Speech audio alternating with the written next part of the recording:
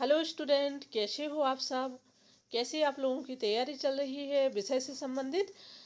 कक्षा 12 की मध्य प्रदेश बोर्ड की जो स्कूल है वो खुल चुके हैं। 6 क्लास से लेकर के 12th क्लास तक के सभी स्कूल ओपन हो चुके हैं। तो आप लोगों की स्कूल में क्या कैसी तैयारी चल रही है, आज हम इस वीडियो में देखेंगे। अपनी जो कक्षा 12 की हिंदी है मध्य प्रदेश बोर्ड की, तो उसमें सहायक वचन के अंतर्गत ये अंतिम पाठ है। पाठ 10 के अंतर्गत इसमें एक उपन्यास अंश दिया गया है जिसका नाम है देवकी। और देवकी उपन्यास अंश के लेखक हैं नरेंद्र कोहली। तो हम उसी क्रम में चलेंगे, पाठ का सारांश देखेंगे, फिर इसके प्रश्नोत्तर देखेंगे, ठीक है। और कक्षा 12 के जो स्टूडेंट हैं मैं उनसे कहना चाहती हूँ कि आप लोग कमेंट में अपने विचार जरूर लिखिए। जो भी आपको पाठ से संबंधित, विषय से संबंधित या अपने कैरियर से संबंधित जो भी दिक्कत है या कोई समस्या है या कोई कन्फ्यूजन है, तो वो आप लोग कमेंट में लिख कर के आपसी विचार विमर्श से हम उसको समझेंगे, उसको क्लियर करेंगे। तो हम इस पाठ को देख लेते हैं, इस उपन्यास अंश को देख लेते हैं। इसका नाम है देवकी। और पाठ के सारांश के अंतर्गत नरेंद्र कोहली द्वारा लिखित प्रस्तुत उपन्यास अंश देवकी में लेखक ने कृष्ण के प्रसिद्ध कारागार प्रसंग का बड़ा ही सुंदर एवं जीवंत वर्णन किया है। मथुरा नरेश क्रूर कंस ने एक देववाणी से भयभीत होकर अपनी बहन देवकी को कारागार में डाल दिया था। देववाणी के अनुसार देवकी के 8वें पुत्र के हाथों कंस का वध निश्चित है। ऐसा देववाणी में कंस को कहा गया था कि जो उनकी बहन देवकी है तो उनका 8वां पुत्र होगा, वो क्या करेगा, कंस का वध करेगा। विधि के विधान को झूठा सिद्ध करने के उद्देश्य से कंस ने क्या किया, अपनी बहन को, सभी बच्चों को मार दिया। अपनी बहन को और बहनोई को उन्होंने क्या किया था, कारागार में यानी कि बंदी बना करके जेल में डाल दिया था। और उनके जितने भी बच्चे होते थे तो उनको क्या करता था, कंस मार देता था। कारागार में बंद एवं कठोर यातनाएं झेल रही देवकी पुनः एक बच्चे की मां बनने वाली है। यह उसका 8वां बच्चा है। इस पर कंस की विशेष दृष्टि है। संभवतः इसलिए इस बार उसने पहरा और कड़ा कर दिया। कहाँ का, जहाँ पर देवकी जो कारागार में कैद थी, तो वहाँ पर कंस ने क्या किया, जब 8वां बच्चा होने वाला था तो वहाँ का पहरा और कड़ा या जो है ज़्यादा देख रेख वाला कर दिया। देवकी के साथ साथ उसके पति वसुदेव पर भी चौकस दृष्टि रखी जा रही थी। कारागार में अक्सर डरी सहमी सी रहने वाली देवकी के अंदर अनायास ही एक अजीब सी दैवीय शक्ति का संचार हो उठा। वह अब कारागार की यातनाओं कठिनाइयों को भूलकर एक अद्भुत आनंद का अनुभव करने लगी थीं। वासुदेव भी देवकी के यूं बदले हुए रूप को देखकर प्रसन्नता का अनुभव करते थे। अचानक कारागार में प्रद्योत और प्रलंब के साथ कंस का प्रवेश हुआ। देवकी की निर्भीकता और उसके व्योमातीत रूप को देखकर कंस अचंभित एवं भयभीत है। अपनी घबराहट को छुपाने के लिए वह ऊंचे स्वर व आक्रामकता का सहारा लेता है, किंतु देवकी के मनोबल के आगे वह जल्दी ही निडाल हो जाता है, पराजित सा चला जाता है। मथुरा के महल में अपनी कोमल सैया पर लेटा हुआ कंस एक अदत्त नींद की कामना में करवटें बदल रहा है। इधर कारागार में वसुदेव और देवकी ऊबड़ खाबड़ फर्श पर ही आनंद की नींद सो रहे हैं। तो ये क्या हो गया, ये अपना पाठ का सारांश हो गया। देवकी उपन्यास है और इसके लेखक नरेंद्र कोहली हैं, ये आप लोगों को याद रखना है। और इसमें क्या दिया गया है, कृष्ण के प्रसिद्ध कारागार प्रसंग का बड़ा ही जीवंत वर्णन दिया है। देखो पाठ के सारांश में क्या होता है, पाठ तो बड़ा रहता है लेकिन सारांश कहीं ना कहीं बहुत ही सार गर्भित और संक्षिप्त रूप में दिया रहता है, जिससे कि आप लोगों को एक कम शब्दों में पूरे पाठ का जो सार है वो समझ में आ जाए। अब हम इसके प्रश्नोत्तर देख लेते हैं। तो पहला प्रश्न है, देवकी कारागार में बैठी किस प्रकार के आनंद का अनुभव कर रही थी। तो इसका उत्तर है कि कंस की कारागार में कैद देवकी और वसुदेव को कठिन यातनाओं से गुजरना पड़ता था। अचानक देवकी को उस कैद में असीम आनंद का अनुभव होने लगता है, मानो उसके अंदर कोई देवी शक्ति भर गई हो। उसे लगता है कि वह किसी कैद में नहीं बल्कि किसी सीमाहीन खुले स्थान पर बैठी है। कभी वह स्वयं को बादल, तो कभी स्वयं को आकाश, और कभी कभी तो स्वयं को ब्रह्मांड समझने लगती है। उसे लगता है कि सूर्य, चंद्रमा, ग्रह, नक्षत्र तो सभी उसके खिलौने हैं, उसकी प्रसन्नता के लिए एकत्रित किए गए हैं। इस कोठरी में वह इस कोठरी में तो वह खेल खेल में आ बैठी। ऐसा क्या है? ऐसा देवकी को उस कारागार में अनुभव हो रहा है। क्यों हो रहा है? क्योंकि कहीं ना कहीं भगवान श्री कृष्ण का जन्म होने वाला है। अगले ही पल उसे लगता है कि वह सागर की लहरों में बैठी है। ये लहरें उसको झूला झुला रही हैं। कभी उसे आभास होता है कि वह स्वयं ही सागर है। ये लहरें उनके हाथ पैर हैं। उन्हें लगता है कि वह चाहे तो अभी चंद्रमा को अपनी मुट्ठी में बांधकर धरती पर ला सकती हैं। ये वन, नदियाँ, पहाड़ सब उसके आनंद के लिए बनाए गए हैं। वह सारी सृष्टि के केंद्र में है और सारी सृष्टि उसकी इच्छा पर चल रही है। उन्हें लगता है मानो क्षीर सागर उनकी गोद में मचल रहा है।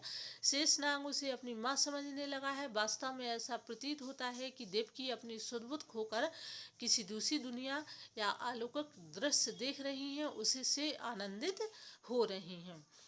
अब हम दूसरा प्रश्न देख लेते हैं। तो दूसरा प्रश्न क्या है? कंस देवकी के व्योमातीत रूप से क्यों भयभीत है? तो इसका उत्तर क्या है? सदैव डरी, सहमी और भयभीत रहने वाली देवकी को अचानक कंस के समक्ष यूं निर्भीकता के साथ व्यवहार करना कंस को खासा परेशान करता है। वह देवकी के अंदर आए इस अद्भुत परिवर्तन से स्तब्ध है। वास्तव में कंस देवकी के इस व्योमातीत रूप से भयभीत हो उठता है। यह कोई चमत्कार है, अभिचार है अथवा कोई तांत्रिक प्रयोग। उसे लगता है कि वह पागल हो जाएगा। वह सोचता है कि कहीं देवकी के शरीर में किसी प्रेत का प्रवेश तो नहीं हो गया है, जो इतनी निर्भीकता के साथ कंस की आंखों में आंखें डालकर बात करने का दुस्साहस कर रही है। यह प्रेत किसका है? कहीं यह वह तो नहीं चाहता कि आवेश में आकर कंस देवकी का वध कर दे और फिर अपने संभावित हत्यारे को सदा के लिए खो दे। कुल मिलाकर देवकी को भयभीत करने के उद्देश्य से कारागार में आया कंस उसके आक्रामक दैवीय रूप को देखकर स्वयं भयभीत हो जाता है। तीसरा प्रश्न है, देवकी की गोद में क्रीड़ा कौन कर रहा है? या अथवा में है, देवकी की गोद में कौन मचल रहा है? तो इसका हम उत्तर लिखेंगे। क्रूर कंस के कारागार में कैद देवकी अब भयभीत और परेशान नहीं है। वह तो कल्पना के संसार में विचरण करते हुए स्वयं को आनंदित महसूस करती हैं। उन्हें लगता है कि क्षीर सागर में उसकी गोद में मचल रहा क्षीर सागर जो है देवकी की गोद में मचल रहा है। शेषनाग को वह अपनी हथेलियों में उठा लेती हैं और वह विराट विशाल नाग गौर वर्ण एक नन्हा सा बालक बनकर देवकी को माँ कहकर पुकारता है। तो इसका क्या है, एक बार आप लोग फिर से देख लीजिए, सुन लीजिए। क्रूर कंस के कारागार में कैद देवकी अब भयभीत तो परेशान नहीं है। वह तो कल्पना के संसार में विचरण यानी कि घूम रही हैं, स्वयं को आनंदित महसूस कर रही हैं। उन्हें लगता है कि क्षीर सागर यानी कि समुद्र जैसी उनकी गोद में मचल रहा है या खेल रहा है। क्रीड़ा करना यानी कि खेल रहा है। शेषनाग को वह यानी कि जो नाग हैं, सर्प हैं, उनको वह अपनी हथेलियों में उठा लेते हैं और विराट विशाल नाग गौर वर्ण का एक नन्हा सा बालक बनकर देवकी को माँ कहकर पुकारता है। अचानक देवकी को महसूस होता है उन्हें उसके गर्भ में पल रहा उनका 8वां शिशु भी उसके आसपास है। सांवला, नटखट, चुलबुला। उन्हें लगता है कि वह तो स्वयं साई नारायण है जो बालक बनकर उनकी गोद में अटखेलियाँ ले रहा है। तो देवकी को ये पहले से ही आभास हो जाता है कि उनका जो 8वां पुत्र है वह कैसा है, सांवला है, नटखट है, चुलबुला है। साथ ही शेष साई यानी कि भगवान विष्णु जो विष्णु के हैं, जो अवतार हैं, नारायण रूप है।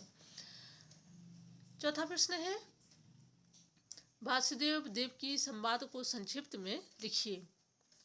तो वासुदेव और देवकी का जो संवाद होता है यानी कि दोनों में आपसी जो बातचीत होती है उनको हमें संक्षिप्त में लिखना है। तो इसका उत्तर क्या होगा?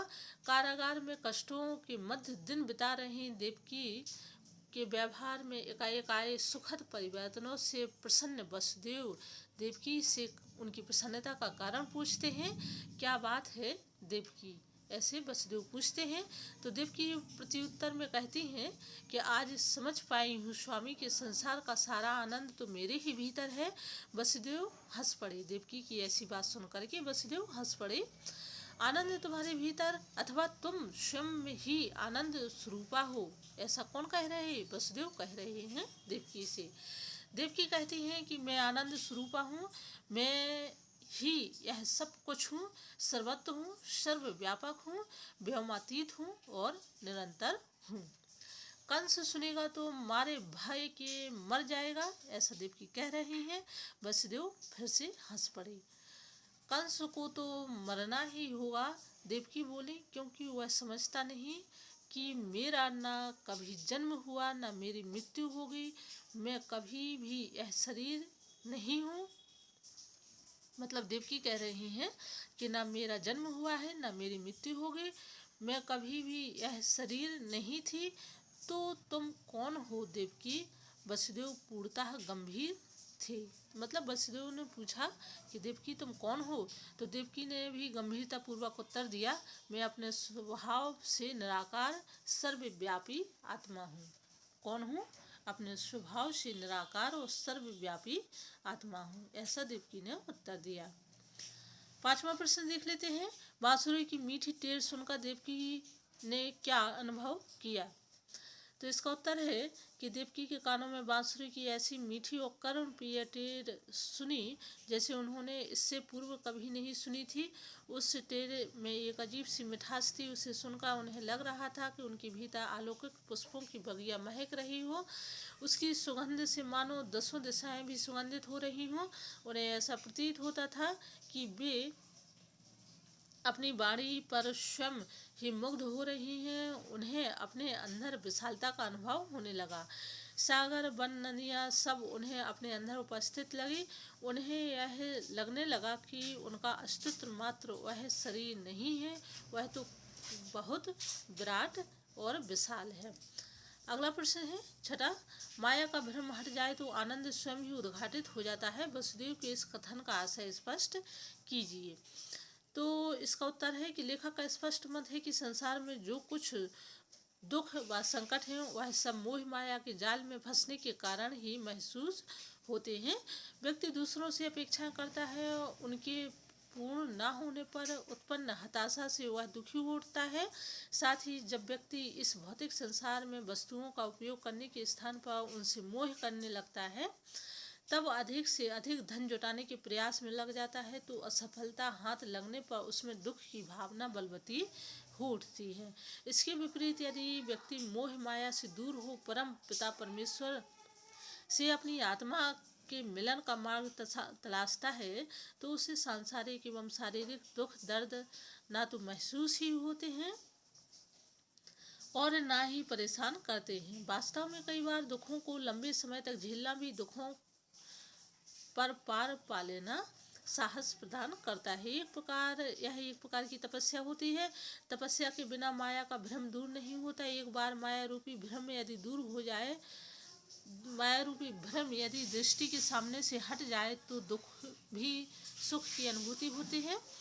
स्पष्ट है कि माया का भ्रम हट जाने पर आनंद चहुओं ओर से स्वयं ही उद्घाटित हो जाता है। अगला प्रश्न है, देवकी ने कंस को किस प्रकार से समझाया? देवकी ने कंस को किस प्रकार से समझाया? तो इसका उत्तर है कि देवकी ने कंस को समझाते हुए कहा कि अस्तित्व और अनस्तित्व में कोई विशेष अंतर नहीं होता है। यह तो मात्र भ्रम है। वास्तव में जो है वह दिखाई नहीं देता है, और जो दिखाई देता है वह है नहीं। देवकी कंस के परेशान चेहरे को देखते हुए उसे पुनः समझाने के उद्देश्य से कहती हैं कि जो है उसका अभाव नहीं हो सकता, और जो नहीं है उसका भाव नहीं हो सकता। अपने ऊपर प्राण घातक आक्रमण की संभावना के बीच वह निर्भीक होकर कंस के सहज भाव से कहती है कि उसके पास कंस के प्रति करुणा के अतिरिक्त कुछ नहीं है, क्योंकि शायद वह कंस यह नहीं जानता आतताई शत्रु के शस्त्र से नहीं, अपने पाप से मारा जाता है। इस प्रकार देवकी की कंस को समझाने का असफल प्रयत्न करती हैं। 8वां प्रश्न है, कारागार से लौटने के पश्चात कंस की मानसिकता का वर्णन कीजिए। यानी कि जब देवकी के पास होकर के कंस लौटा तो उसकी क्या मनः स्थिति रही, उसका हमें यहाँ पर विस्तार देना है। तो उत्तर में है, कंस कारागार में यह सोचकर गया था कि उसके अत्याचारों से पीड़ित देवकी हैरान परेशान होगी, किंतु वहाँ उसका व्योमातीत का मतलब होता है जो विशाल, यानी कि व्योम आकाश जिसकी कोई सीमा ना हो, ऐसा उसका व्यवहार बिल्कुल निडर साहसी रूप देख करके कंस स्वयं को असहज महसूस करने लगता है। देवकी का कैसा रूप? व्योमातीत निडर साहसी रूप देखकर कंस स्वयं को असहज महसूस करने लगता है। पराजित सा कारागार से वापस लौट आया। महल में पहुंचकर उस रात कंस सैया पर लेटा करवटें बदल रहा था। उसकी आंखों में नींद कोसों दूर थी। वह पूरी रात तरह तरह के कयास लगाता रहा। क्या वास्तव में देवकी के गर्भ में कोई अलौकिक संतान आ गई है, उसका वध करने में सक्षम हो गई? नहीं तो देवकी में इतना परिवर्तन कैसे आ गया? कंस के नाम से थरथर कांपने वाली देवकी कंस की आंखों में आंखें डालकर इतनी निर्भीकता के साथ किस तरह से बात कर रही है, कैसे कर पा रही है? उसे अपनी मृत्यु, यहाँ तक कि अपनी होने वाली संतान के वध तक का भय नहीं रहा। कौन है जो उसे इतना निर्भीक बना रहा है? इस प्रकार से कंस सोच रहा है अपनी सैया पर लेटा हुआ। इसी प्रकार के अनंत प्रश्न पूरी रात कंस के मस्तिष्क में उमड़ते घुमड़ते रहे। वह मारे बेचैनी की अपने शयन कक्ष में कोमल बिस्तर होते हुए भी करवटें बदल रहा, और दूसरी ओर वसुदेव और देवकी उस बंदी गृह में भी आनंद की नींद ले रहे हैं। अब वो कुछ परीक्षा उपयोगी जो छोटे मतलब संक्षिप्त प्रश्न हैं, लघु उत्तरीय, उनको हम देख लेते हैं। देवकी उपन्यास हंस के लेखक ने किसका वर्णन किया है? तो देवकी उपन्यास हंस में लेखक ने कृष्ण के प्रसिद्ध कारागार प्रसंग का बड़ा ही सुंदर व जीवंत वर्णन किया है। दूसरा प्रश्न है, सत्य की वृद्धि होने पर किसकी शक्ति क्षीण होने लगती? तो गालव ऋषि के अनुसार, एक ऋषि थे जिनका नाम क्या था? गालव। तो गालव ऋषि के अनुसार सत्य की वृद्धि होने पर रजो और तमोगुण की शक्ति क्षीण होने लगती है। यहाँ सत्य का मतलब होता है वो सत्य, सही वाला सत्य नहीं। जो गुण होते, 3 गुण होते, कौन से? सात्विक गुण, रजोगुण और तमोगुण। तो जब सात्विक गुण की वृद्धि होने लगती है तो रजोगुण और तमोगुण जो होते हैं 2 गुण, इनका नाश या क्षीण या ये खत्म होने लगते हैं। ठीक है, तो कक्षा 12 के हिंदी के जो पाठ हैं, गद्यखंड और पद्यखंड दोनों के कंप्लीट होते हैं। अब आप लोगों को वीडियो में कवियों के जीवन परिचय दिए जाएंगे, साथ ही व्याकरण आप लोग जब कमेंट में लिख करके देंगे कि मैडम इस टॉपिक पर आप समझाइए, तो उस पर आप लोगों को विशेष तौर से विस्तार पूर्वक और बड़े ही अच्छे ढंग से समझाया जाएगा, जिससे कि आपको टॉपिक वाइज पूरी जो है पाठ से संबंधित प्रश्नों की समझ उत्पन्न हो सके और हर चीज़ की एक सही जानकारी मिल सके।